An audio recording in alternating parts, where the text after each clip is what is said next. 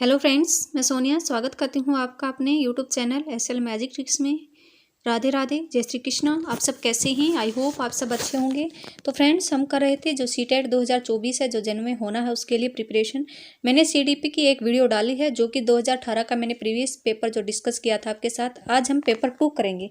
ये भी 2018 का ही रहेगा, लेकिन ये पेपर 2 रहेगा। इसमें लगभग जो सीडीपी का जो सिलेबस है वो लगभग दोनों में सेम है। और अगर आपको सीडीपी में अपनी पकड़ बनानी है तो आपको प्रीवियस ईयर तो करने ही हैं। जितने ज़्यादा आप प्रीवियस ईयर क्वेश्चन करेंगे, आपकी नॉलेज उतनी ही ज़्यादा बढ़ेगी और आपके कंसेप्ट है उतने ही ज़्यादा क्लियर होंगे। अगर आप प्रीवियस ईयर भी करके जाते हैं तो आपके 22-25 के करीब क्वेश्चन बिल्कुल ठीक हो सकते हैं। बाकी एक दो क्वेश्चन तो वैसे भी बाहर से पूछ लिया जाता है, सिलेबस से बाहर होता है कभी कभी, वो हर टाइम नहीं होता, कभी कभी होता है। तो इसलिए आपको प्रीवियस ईयर करना है अच्छे से, ताकि आपकी जो पकड़ है वो अच्छे से बने। तो चलिए शुरू करते हैं। अगर आपने मेरी प्रीवियस वीडियो नहीं देखे तो आप पेपर 1 को भी देख लीजिएगा, वहाँ से भी मैंने बहुत सी चीज़ें आपको करवाई हैं। आप कॉपी पेन ले सकते हैं साथ में, जो भी एक्स्ट्रा चीज़ें बताऊंगी मैं आपको उसको नोट डाउन कर लेना। तो चलिए, फर्स्ट क्वेश्चन रहेगा इसमें हमारा, शरीर के केंद्रीय भागों से प्रीधियों या अग्रांगों की ओर का विकास क्या दर्शाता है। इसमें सेंट्रल पार्ट से बॉडी की तरफ टवार्ड्स जो पेरिफेरल्स हैं उनकी तरफ जो विकास होता है उसको क्या दर्शाता है। एग्जाम्पल ऑप्शन दिए हुए हैं। विकिरणीय विकास के सिद्धांतों को, विकेंद्रीकृत विकास के सिद्धांतों को, मध्य बाह्य विकास के सिद्धांतों को, या सोपानीय विकास के सिद्धांतों को। ये विकास के सिद्धांतों से क्वेश्चन लिया गया है और ये रहेगा प्रोक्सीमोडिस्टल डेवलपमेंट, प्रिंसिपल्स ऑफ प्रोक्सीमोडिस्टल डेवलपमेंट। इसमें जो विकास है वो बच्चे का पहले मध्य भाग या बोलते हैं सेंटर से भुजाओं की तरफ होता है या बाहर की तरफ होता है। तो ये दो तरह का होता है, आपको इसमें नोट डाउन कर लेना है। जो विकास का दिशा का सिद्धांत है वह दो तरह से होता है। एक प्रोक्सोमोडिस्टल, ये प्रोक्सोमोडिस्टल दिया हुआ है। एक तो इस तरह से, इसमें जो विकास होता है वो सेंटर से पेरिफेरल्स की तरफ होता है। जैसे पहले बच्चे का क्या हार्ट जो हृदय है वो डेवलपमेंट होगा, फिर उसको हाथों की तरफ उसकी भुजाओं का विकास होगा, इस तरह से होता है। और जो दूसरा होता है वो होता है सिफेलोकोडल। इसमें जो विकास होता है इसमें हेड से सिर से पैर की तरफ होता है। सिर से पैर की तरफ होता है। जो सिफेलोकोडल होता है उसमें सिर से पैर की तरफ विकास होता है। ये दोनों जो विकास के सिद्धांत है, ये जो विकास का सिद्धांत है, विकास के दिशा का सिद्धांत है, ये हर बार पूछा जाता है। इसे दो तरह से होता है, एक प्रोक्सीमोडिस्टल और एक सिफेलोकोडल। जो सिफेलोकोडल है उसको आपको अच्छे से याद रखना है। सिफेलोकोडल में क्या होता है, सिर से पैर की तरफ विकास होता है बच्चे का, ये आपको अच्छे से याद रखना है। आई होप ये क्लियर हो गया होगा। तो इसका जो राइट आंसर हो जाएगा थर्ड हो जाएगा। नेक्स्ट है, स्कूल बच्चों के समाजीकरण की एक ऐसी संस्था है जहां प्रमुख स्थान स्कूली बच्चों का होता है, प्रमुख स्थान स्कूल दिनचर्या का होता है, स्कूल की गतिविधियों का होता है प्रमुख स्थान, या फिर स्कूल के शिक्षकों का होता है। तो ये एक इजी क्वेश्चन है, इसमें कुछ भी नहीं है। हमें पता है समाजीकरण की जो संस्थाएं हैं वो दो तरह की होते हैं, एक प्राथमिक और दूसरी होती हैं गौण, जिसको इंग्लिश में बोला जाता है प्राइमरी, और दूसरी होती है सेकेंडरी। और प्राइमरी में सबसे पहले क्या आता है, फैमिली आती है, और फैमिली से ही बच्चा क्या सीखता है, समाज के गुण सीखता है। उसके बाद वह स्कूल में जाता है तो स्कूल होता है सेकेंडरी। जो स्कूल होता है वो क्या होता है, सेकेंडरी जो समाजीकरण की संस्था होती है। तो लेकिन यहाँ पे ये नहीं पूछा गया, यहाँ पे पूछा गया है कि ऐसी संस्था है जहाँ पर प्रमुख स्थान स्कूली बच्चों का होता है। तो हमें हमेशा बच्चों को सेंटर में रखकर किसी भी क्वेश्चन का आंसर देना है, तो प्रमुख स्थान किसका होगा, स्कूली बच्चों का होगा। ऑप्शन नंबर 1 सही हो जाएगा। इसमें दिनचर्या भी नहीं आएगी प्रमुख स्थान में, नहीं गतिविधियां आएंगी। जब बच्चा ही नहीं होगा तो प्रमुख स्थान गतिविधियों का कैसे दे देंगे हम, तो स्कूल के शिक्षकों का भी नहीं। तो सबसे जो प्रमुख हमें रखना है, स्कूली बच्चों को रखना है, तो प्रमुख स्थान किसका होगा, स्कूली बच्चों का। ऑप्शन नंबर 1 सही हो जाएगा। थर्ड है, जब आप एक शिक्षक समूह से जुड़ जाते हैं और अपने समूह के अन्य लोगों की तरह पोशाक धारण करने लगते हैं तो आप प्रदर्शन कर रहे होते हैं। मोस्ट इंपोर्टेंट क्वेश्चन है, कई बार एचटेट में भी पूछा गया है। मैंने ये एचटेट का जो पेपर डिस्कस किया था 2018 का, लगभग सेम पूछा गया था। तो इसमें जो पूछा गया, यहाँ पे पूछा गया है कि समूह के अन्य लोगों की तरह पोशाक धारण कर रहा है तो आप क्या प्रदर्शन करें, समूह की पहचान का। बहुत से बच्चे इसको लगा के आएंगे, ये बिल्कुल गलत है। वो आइडेंटिटी का नहीं कर रहा है प्रदर्शन, वो कर रहा है समूह की अनुरूपता का। वो अपने आप को समूह के अनुरूप ढालने की कोशिश कर रहा है। तो इसमें वो पोशाक उसने इसलिए धारण की है कि वो दिखाना चाहता है कि मैं भी इस समूह का सच है, बने रहना चाहता हूँ। तो ये समूह की अनुरूपता का ऑप्शन नंबर 4 सही हो जाएगा। और इसमें अगर हम एग्जाम्पल लें तो जैसे कि अगर किसी को समूह में रहना है तो समूह के नियमों का पालन करना होता है, लेकिन अगर वह उन नियमों को नहीं मानता और फिर भी अगर वह उनके अनुरूप कुछ करता है तो वो उसके अनुरूपता का क्या करता है, समूह की अनुरूपता को प्रदर्शन करता है। तो ऑप्शन नंबर 4 सही हो जाएगा। नेक्स्ट है, किसी वस्तु के स्थायित्व की अवधारणा पियाजे के विकास के चरण में प्राप्त होती है। तो हमें पता है पियाजे की 4 अवस्थाएं, sensory motor, pre operational, concrete operational और फॉर्मल ऑपरेशन। सबसे पहले आपके इनके जो टाइम है वो पता होना, 0 से 2 वर्ष, 2 से 7, 7 से 11 और 11 से अबो, या 15 तक भी हो सकता है। तो ये आपको सबसे पहले इनके टाइम पीरियड याद होने चाहिए। कई बार तो इनका जो टाइम पीरियड है वही पूछ लिया जाता है। तो यहाँ पे वस्तु स्थायित्व जो ऑब्जेक्ट परमानेंस है उसकी जो अवधारणा है वो सेंसरी मोटर में आ जाती है। ऑप्शन नंबर ए सही हो जाएगा और सेंसरी मोटर में ही आ जाता है। और अगर सिंबॉलिक थॉट पूछे जाएँ तो प्री ऑपरेशनल में आ जाता है सिंबॉलिक थॉट। कंक्रीट में होता है जो मूर्त थॉट हैं, जो जिनको हम बोलते हैं कंक्रीट जो थॉट हैं वो किस में आते हैं, वो आते हैं कंक्रीट ऑपरेशनल में। और जो एब्स्ट्रैक्ट थॉट हैं वो किस में आते हैं, फॉर्मल में आते हैं, जिसको हम हिंदी में बोलते हैं अमूर्त चिंतन। किस में आएगा, वो आएगा फोर्थ में। और मूर्त चिंतन आएगा मूर्त कंक्रीट ऑपरेशनल में। और जो सिंबॉलिक थॉट है वो किस में आएगा, प्री ऑपरेशनल में। और जो ऑब्जेक्ट परमानेंस है जो पूछा गया है वो किसका आंसर हो गया हमारा, सेंसरी मोटर का। ऑप्शन नंबर 1 सही हो जाएगा। 5th क्वेश्चन है, व्यक्तिगत शिक्षा कार्यक्रम की योजना किस संदर्भ में बनाई जाती है। तो जो व्यक्तिगत शिक्षा कार्यक्रम की योजना है वो किसके संदर्भ में बनाई जाती है, तो वो बनाई जाती है, सबसे पहले तो ये व्यक्तिगत शिक्षा कार्यक्रम होता क्या है। इसमें क्या होता है, इसमें इंडिविजुअल के नीड्स के अनुसार यह प्रोग्राम निर्धारित किया जाता है। किसी इंडिविजुअल की नीड्स के अनुसार इस प्रोग्राम को निर्धारित बनाया जाता है और उसमें बच्चे को एक्टिविटी दी जाती हैं और जिसमें पेरेंट्स की भी मदद ली जाती है। तो इसको शॉर्ट फॉर्म में बोला जाता है IEP, जिसको बोलते हैं इंडिविजुअल एजुकेशन प्रोग्राम। और ये चाइल्ड सेंटर्ड बेस है, किसके बेस है, चाइल्ड्स के ऊपर बेस है, चाइल्ड सेंटर एजुकेशन पर ये के संदर्भ में ये बनाया जाता है। वैसे ये स्पेशल एजुकेशन के प्रोग्राम के भी तहत है, लेकिन सबसे ज़्यादा ये चाइल्ड सेंटर एजुकेशन के संदर्भ में ये बनाए जाते हैं। जो व्यक्तिगत शिक्षा कार्यक्रम की जो योजना है वो चाइल्ड्स को सेंटर में रख के ही बनाई जाती हैं। ऑप्शन नंबर 2 सही हो जाएगा। नेक्स्ट है, महीनों की आयु के बीच अधिकांश बच्चे शब्दों को मिलकर छोटे छोटे वाक्यों को बोलना शुरू कर देते हैं। तो इसमें पूछा है कि कितने महीने की आयु के बीच के जो बच्चे हैं वो छोटे छोटे वाक्यों को बोलना शुरू कर देते हैं। तो इसका जो राइट आंसर हो जाएगा हमारा 18 से जो 24 महीनों के आयु के बच्चे हैं वो छोटे छोटे वाक्यों को बोलना शुरू कर देते हैं। जैसे कि अगर किसी को चाहिए पानी चाहिए, अगर 2 वर्ड बोल दिए तो इसमें वाक्य हो गया। जैसे पानी चाहिए, तो पानी चाहिए इसमें जो दूसरा है वो समझ जाता है कि बच्चा पानी मांग रहा है। तो इसमें छोटे छोटे वाक्यों में ये बोलना शुरू कर देता है।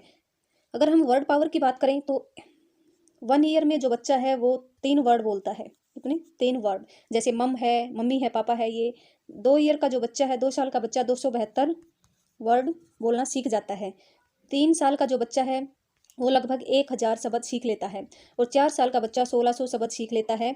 और अगर 5 साल के बच्चे की बात करें तो 5 साल का बच्चा 2072 वर्ड सीख लेता है। ये आपको याद रखना है। ये प्रोफेसर स्मिथ के अनुसार ये जो दिए गए हैं, ये आपने अगर अपनी जो डाइट की है उसमें भी पढ़ा होगा, तो ये आपको याद होने चाहिए। बेसिक चीज़ें हैं, ये आपको याद होनी चाहिए। 1 साल का बच्चा को 3 वर्ड्स बोलना सीख जाता है, 2 साल के बच्चे को 272 वर्ड्स आ जाते हैं। तो ये जो टाइम पीरियड रहेगा ये 1.5 से 2 साल के बच्चे का रहेगा। तो इसी में वह छोटे छोटे वाक्य बोलना सीख जाता है।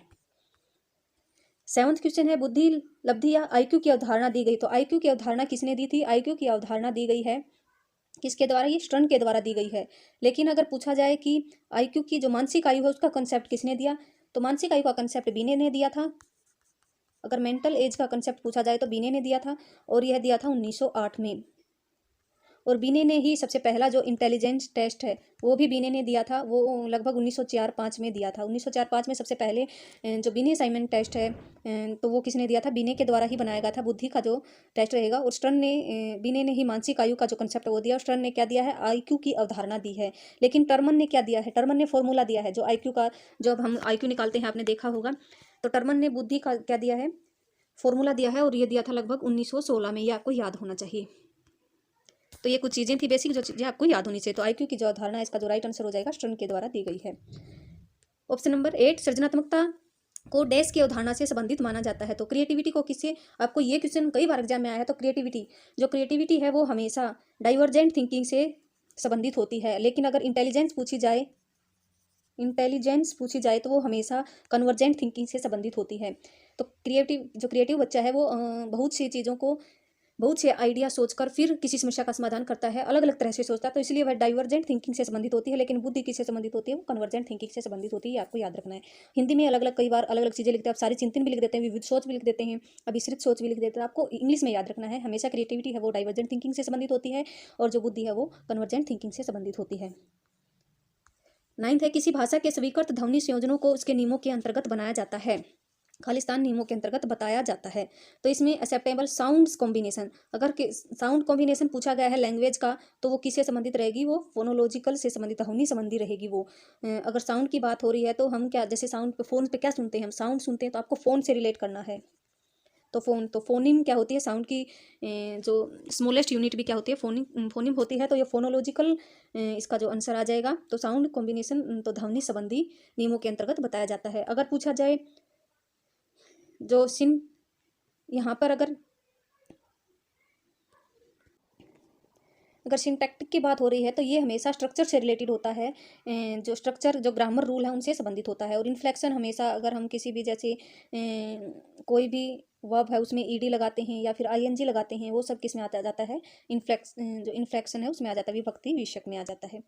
तो आई होप ये क्लियर हो गया होगा। साउंड का जो संबंध रहेगा वो फोनिम से रहेगा, फोनोलॉजिकल इसका जो आंसर आ जाएगा ऑप्शन नंबर 1 से। जो 10th है, जब सोचने की प्रक्रिया किसी भाषा द्वारा प्रभावित होती है तो ऐसी स्थिति को क्या कहते हैं। जब सोचने की जो प्रक्रिया वह किसी भाषा द्वारा निर्धारित होती है तो उसको हम कहते हैं भाषा निर्धारित कहते हैं, उसको क्या कहते हैं, भाषा। इसमें कंफ्यूज नहीं होना है। कई बच्चे इसमें थर्ड आंसर करते हैं संज्ञानात्मक पक्ष, क्योंकि जब भी हम सोचने की बात होती है तो हम कॉग्निटिव की तरफ भागते हैं। तो इसका जो राइट आंसर है, ये पूरा पढ़ना हमें क्वेश्चन अच्छे से। सोचने की प्रक्रिया किसी भाषा के द्वारा प्रभावित होती है तो भाषा निर्धारित लिंग्विस्टिक डिटर्मिनेशन कहलाता है।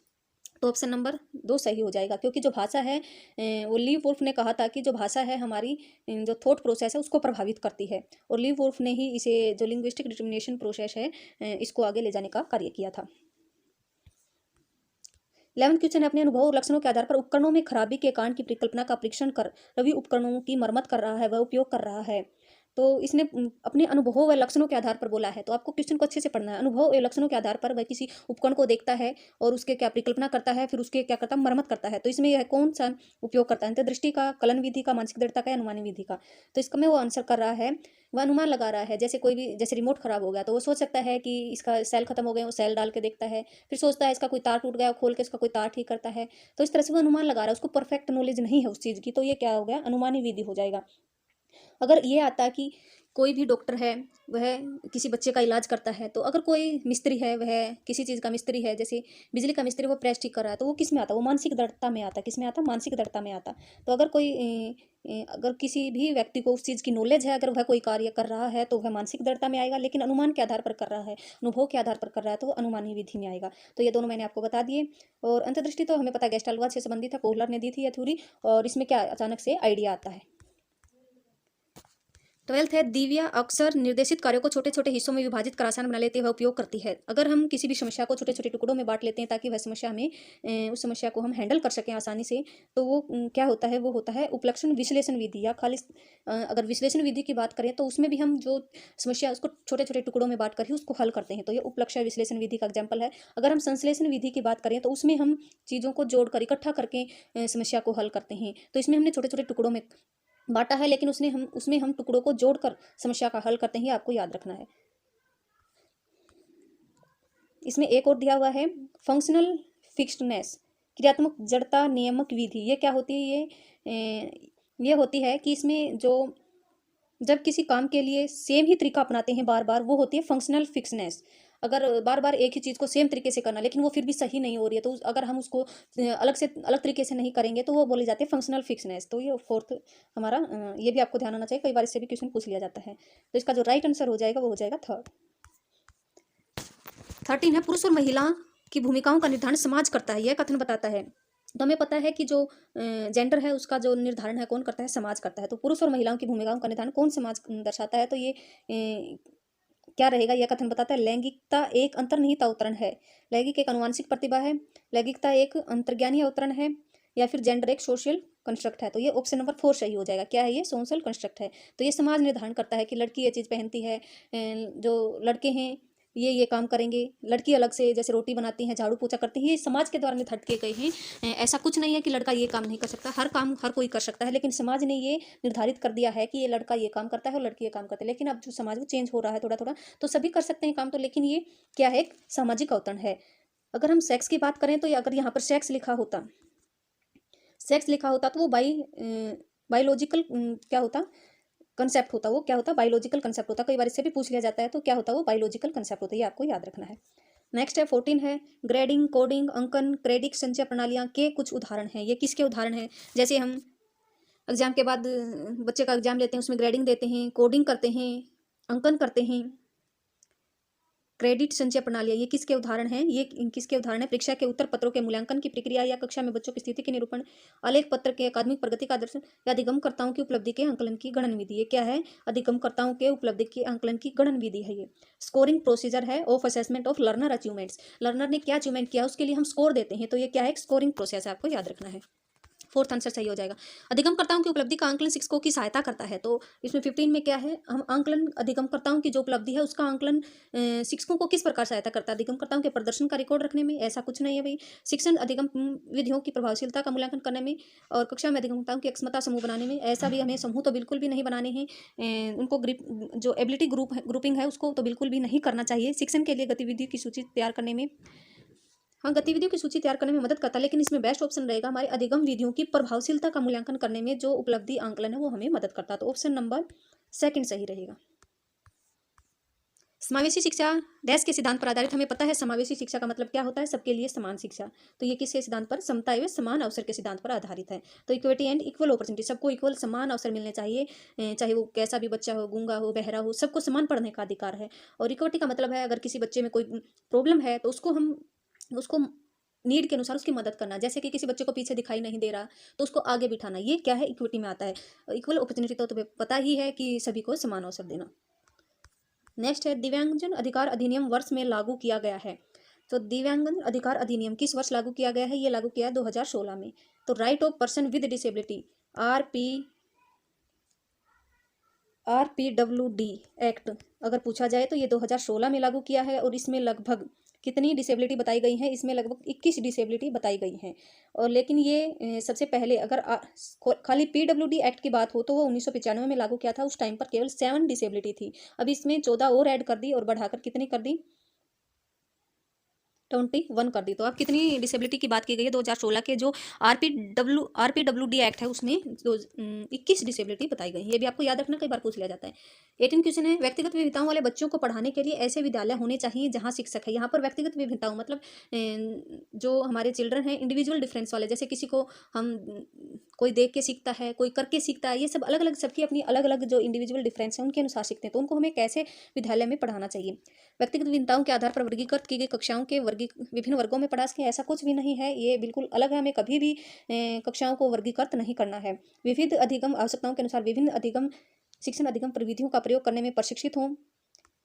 नेक्स्ट देख लेते हैं। ये हो सकता है विशिष्ट व्यक्तिगत विविधताओं वाले बच्चों को पढ़ाने के लिए प्रशिक्षित हों, या फिर बच्चों को समरूप अधिगमकर्ताओं बनाने में प्रशिक्षित हों। तो इसका जो राइट आंसर हो जाएगा सेकंड हो जाएगा हमारा। तो विविध अधिगम आवश्यकताओं के अनुसार हमें विभिन्न शिक्षण अधिगम प्रविधियों का प्रयोग करने में प्रशिक्षित हों, ऐसे टीचर या ऐसे विद्यालय में बच्चों को हमें पढ़ाना चाहिए। तो इसका जो राइट आंसर हो जाएगा हमारा सेकंड हो जाएगा। Train to use difference pedagogy और meets their diverse learning needs. 19 देखते हैं। निःशुल्क एवं अनिवार्य बाल शिक्षा अधिकार अधिनियम 2009 दिव्यांग बच्चों की निःशुल्क शिक्षा के अधिकार को सुनिश्चित करता है। तो यहाँ पे आपको अच्छे से पढ़ना है। अगर जो RTE एक्ट से कोई भी क्वेश्चन आ जाए तो आपको अच्छे से पढ़ना है, और फिर देना। यहाँ पे डिसेबिलिटी लिखा हुआ है, यहाँ पे दिव्यांग लिखा हुआ है, उनकी एज पूछी है तो उसमें उनकी एज रहेगी 6 से 18 वर्ष तक, लेकिन नॉर्मल बच्चों की पूछी जाए तो कितनी रहेगी? 6 से 14 वर्ष। तो इसमें जल्दबाजी में बहुत से जो स्टूडेंट है वो आंसर गलत कर देते हैं, तो इसमें आपको पहले देखना है डिसेबिलिटी लिखा हुआ है या नॉर्मल बच्चों की पूछी है। तो नॉर्मल बच्चों की एज हमेशा 6 से 14 वर्ष बताई है जो RTE एक्ट 2009 है, और डिसेबिलिटी बच्चों की जो एज है वो 6 से 18 वर्ष बताई है। तो ये आपको ध्यान रखना है। नेक्स्ट है विविध अधिगमकर्ताओं के लिए सुगम स्वरूपों में शिक्षण अधिगम सामग्री प्रदान करने का तात्पर्य डैश से है। तो यहाँ पे पूछा है कि providing teaching learning materials in accessible formats to the diverse learning implies सार्वभौमिक समावेशी शिक्षा के नैतिक विचार, शिक्षण व्यवसायिक की सार्वभौमिक संहिता, शिक्षण के सार्वभौमिक मानववादी दृष्टिकोण या अधिगम की सार्वभौमिक संरचना। तो इसका जो राइट आंसर हो जाएगा हमारा अधिगम की सार्वभौमिक संरचना से संबंधित है। तो अगर हम विविध अधिगमकर्ताओं के लिए हम अलग अलग तरह सुगम्य जो स्वरूपों के जो शिक्षण अधिगम सामग्रियाँ प्रदान करते हैं तो वह किसको दर्शाता है? अधिगम की सार्वभौमिक संरचना को दर्शाता है, तो जिसको हम UDL यूनिवर्सल डिजाइन लर्निंग बोलते हैं। नेक्स्ट क्वेश्चन है स्व जागरूकता व संज्ञानात्मक क्षमताओं नियंत्रण, जैसे कि योजना बनाना, समीक्षा करना, संशोधन करना इत्यादि डैश में अंतर्निहित है। तो जो स्व जागरूकता की बात आए, जब भी सेल्फ अवेयरनेस की बात आए तो उसमें मेटाकोग्निशन आंसर आता है हमेशा। तो आपको याद रखना मेटाकोग्निशन का ही अर्थ होता है स्व मूल्यांकन करना, अपने आप का मूल्यांकन करना, अपने कार्य का मूल्यांकन करना। तो ये किससे संबंधित है? संज्ञान बोध से संबंधित है। इसमें सबसे पहले क्या किया जाता है? प्लानिंग की जाती है, फिर रिव्यूइंग की जाती है, फिर उसका रिव्यू की, फिर रिवाइजिंग किया जाता है। अब जैसे आप सीटेट की तैयारी कर रहे हैं तो सबसे पहले प्लानिंग करें कि क्या क्या पढ़ें, क्या क्या नहीं पढ़ें, फिर आप पढ़ते हैं, फिर अपना मॉक टेस्ट लगाते हैं, अपने आप को रिव्यू करते हैं, और फिर आप क्या करते हैं, लास्ट में आप रिवाइजिंग करते हैं। अगर आपका मॉक टेस्ट में अच्छे नंबर नहीं आ रहे तो फिर आप दोबारा से देखते हैं कहाँ कमी रहती है, रिवाइजिंग करते हैं दोबारा चीज़ों को। तो ये क्या, PRR, ये इसकी क्या रहेगी, ये इसके स्टेप रहेंगे। नेक्स्ट है, जब बच्चे प्राप्त की गई सूचनाओं की व्याख्या करने,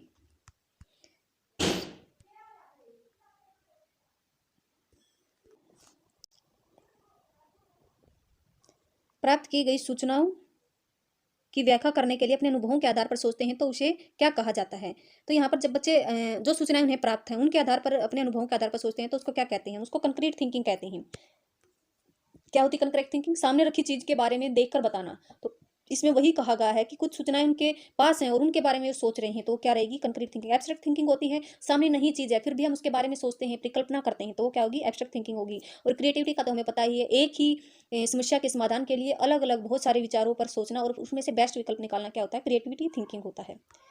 नेक्स्ट है, अधिगमकर्ताओं को व्यक्तिगत क्षमता के आधार पर उनकी कठिनाइयों के विभिन्न स्तरों को ध्यान में रखते हुए पढ़ाने की विधि क्या कहलाती है। तो इसमें पूछा गया है कि उनकी क्षमता के आधार पर अगर हम अलग अलग उन्हें पढ़ाते हैं तो उस विधि को हम क्या कहेंगे, डिफरेंशिएटेड इंस्ट्रक्शन कहेंगे, विभेदी अनुदेशन उसको कहा जाता है। ऑप्शन नंबर 1 सही हो जाएगा। प्रतिपालन अधिगम का एक विशिष्ट चरण है जो अधिगम के चरण का पूर्ववर्ती है। तो प्रतिपालन, ये थोड़ा सा अलग क्वेश्चन आया हुआ था। प्रतिपालन अधिगम का एक विशिष्ट चरण है जो अधिगम के उस चरण से पूर्ववर्ती, उस चरण से पहले आता है। तो जर्नलाइजेशन इसका आंसर हो जाएगा। सामान्यकरण चरण का ये पहला है जो प्रतिपालन है। नेक्स्ट है, जो का यह मानना है कि संज्ञान और भाव डैश होते हैं। तो जो रहे हैं उनका मानना है कि जो संज्ञान और जो भाव हैं वो हमेशा क्या होते हैं, इंडिपेंडेंट होते हैं। लेकिन अगर बाकी जो नॉर्मल बात करें या फिर बाकी जो हमारे साइकोलॉजिस्ट हैं उनकी बात करें तो वो मानते हैं कि संज्ञान और भाव हमेशा अंतर संबंधित होते हैं। जैसे अगर हमारा मन नहीं लगता किसी चीज़ में तो हमारा दिमाग भी काम नहीं करता। लेकिन जो का ऐसा मानना है कि अगर दिल और मन का ऐसा कुछ नहीं हुए, आपस में इंटर रिलेटेड नहीं है, इंडिपेंडेंट हैं। अगर जैसे कोई भी किसी का दिल टूट जाता है तो वो क्या है, उसका कोई काम में मन नहीं लगता। लेकिन जो कहता है हम उससे हमें कोई फर्क नहीं पड़ता, वो इंटरडिपेंडेंट है। हमारा जो दिमाग है वो फिर भी काम करता है। तो ऑप्शन नंबर 2 इसका सही हो जाएगा। पहले से सीखे हुए कार्यों में सुधार लाने के लिए शिक्षक बच्चों को प्रदर्शन देकर सिखा रहा है, वह शिक्षण की डैश विधि का प्रयोग कर रहा है। तो अगर पहले से सीखे हुए कार्यों में सुधार लाने के लिए अगर प्रदर्शन देकर कोई टीचर सिखा रहा है तो वह क्या होगा, कौन सी विधि होगी प्रदर्शन देकर सिखाना, तो वो होगी मॉडलिंग विधि रहेगी, प्रतिरूपण विधि। इसमें अनुकरण भी करेगा, वो देखेगा संशोधन, और इसमें सभी चीज़ें किस में आती हैं, ये मॉडलिंग में आती हैं ये सभी चीज़ें। तो मॉडलिंग किसने दी थी, ये बंडूरा का जो कंसेप्ट रहेगा, ये थ्योरी रहेगी मॉडलिंग की रहेगी। नेक्स्ट है 27 मेंस और जेनिस के अनुसार निर्णय लेने वाले बच्चे समस्या का विश्लेषण करते हैं, विकल्पों की सूची बनाते हैं और इसके फायदे नुकसान के प्रत्येक पहलू पर विचार करते हैं, तो उसका व्यवहार प्रस्तुत करते हैं। तो ये क्या है, तो इसमें क्या करते हैं, सबसे पहले तो उस समस्या का विश्लेषण करते हैं, फिर उस विकल्पों की सूची बनाते हैं और फिर इसमें फायदे व नुकसान के प्रत्येक पहलू पर विचार करते हैं। तो ये क्या रहेगा, ये सतर्क इसका आंसर आ जाएगा, वेजिलेंट। तो वे क्या है, वेजिलेंट है, सतर्क है किसी भी समस्या के प्रति। 28 है, एक समस्या सुधारक बच्चा डैश के विचार के आधार पर कथनों की सच्चाई या संभावना का मूल्यांकन करता है। तो जो समस्या सुधारक बच्चा है वो किसके आधार पर, किस विचार के आधार पर, सृजनात्मक विचार के आधार पर या फिर सौंदर्यबोध या अमूर्त या तार्किक। तो जो समस्या सुधारक बच्चा है वो हमेशा तार्किक विचार के आधार पर तर्क देगा, तभी तो समस्या का समाधान कर पाएगा कि ये नहीं हो सकता, ये हो सकता है। तो तार्किक विचार के आधार पर ही कथनों की सच्चाई व संभावना का मूल्यांकन करता है। तो लॉजिकल, अगर कोई बात हमें झूठ लगती है तो उसके लिए हम तर्क देते हैं, क्योंकि वह क्यों झूठ है वो, तो इसलिए वह सच्चाई और झूठ का भी, अगर हमें किसी भी सच या झूठ बात का भी बतानी है तो उसके लिए हम तर्क देते हैं। तो ये क्या है, लॉजिकल है वो बच्चा। जिस दिए गए कार्य को करते समय बच्चे स्वयं आनंद लेते हुए अनुभव प्राप्त करते हैं तो उसे क्या कहा जाता है। तो अगर हम किसी बच्चे को उसी के टाइप का कार्य दे दें, और जैसे उसे क्या करना पसंद है, किसी बच्चे को खेलना पसंद है या फिर किसी बच्चे को शाम को पढ़ना पसंद है, आप उसको उसी टाइम काम दे देते हैं तो वो क्या होगा, तो उस आनंद लेते हुए अनुभव प्राप्त करते हैं तो उसे क्या कहा जाता है, उसे हम कहते हैं उपभोक्ता, कंज्यूमर टाइप टास्क कहते हैं, कंज्यूमर टाइप टास्क उसको बोला जाता है। तो ये आपको याद रखना है, कौन सा रहेगा, वो कंज्यूमर टाइप टास्क रहेगा। अगर खुद से बच्चा बना रहे हैं, खुद से कार्य कर रहे हैं तो वो क्या रहेगा, वो रहेगा प्रोड्यूसर टाइप टास्क। अगर हमने उनको काम नहीं दिया, अगर वो खुद से कार्य करे तो क्या रहेगा, प्रोड्यूसर टाइप टास्क रहेगा। 3rd रहेगा इसका आंसर, इसका आंसर हो जाएगा 2nd। अगर वो खुद से कर रहे हैं तो उसका क्या हो जाएगा, प्रोड्यूसर टाइप टास्क हो जाएगा। लास्ट क्वेश्चन रहेगा इस वीडियो का, बहुसंवेदी शिक्षण अधिगम की प्रवृत्ति में अधिगम संवर्धन हेतु दृश्य, सर्वे, स्पर्श और डैश संवेदनाओं का एक साथ प्रयोग किया जाता है। तो यहाँ पर देख ले, multi sensory approach in teaching learning is the इसमें क्या क्या यूज़ किया जाता है, मल्टी सेंसरी जो अप्रोच है उसमें। तो ये पूछा जैसे कि विजुअल एड्स का प्रयोग करते हैं, जो सुन सकते हैं उन साधनों का प्रयोग करते हैं, जिसको हम छू कर देख सकते हैं उसका करते हैं। तो इसमें सबसे बेस्ट कौन सा चीज़ दिखा रही है, अवलोकन करके देखते हैं। अवलोकन करके हम सिर्फ अवलोकन करते हैं किसी चीज़ का, स्पर्श थोड़ी करते हैं। प्रत्यक्षीकरण में हमारे सामने कोई चीज़ होती है प्रत्यक्ष में, जरूरी थोड़ा हम उसको छू के देख सकते हैं, देख तो सकते हैं लेकिन छू सकते हैं ऐसा कुछ नहीं है। कर्ण कोटर इसमें भी ऐसा कुछ नहीं। तो इसका जो राइट आंसर हो जाएगा गतिबोध। अगर हम कोई भी एक्टिविटी करते हैं, ये काइनेस्टिक आ जाएगा इसका आंसर। तो ये इसका आंसर हो जाएगी। तो ये थी हमारी वीडियो, पेपर 2 करवा दिया। कल हम करेंगे 2019 का जो पेपर है उसको डिस्कस करेंगे 1 और 2। अगर आपको वीडियो पसंद आई तो लाइक करें। Thank you so much.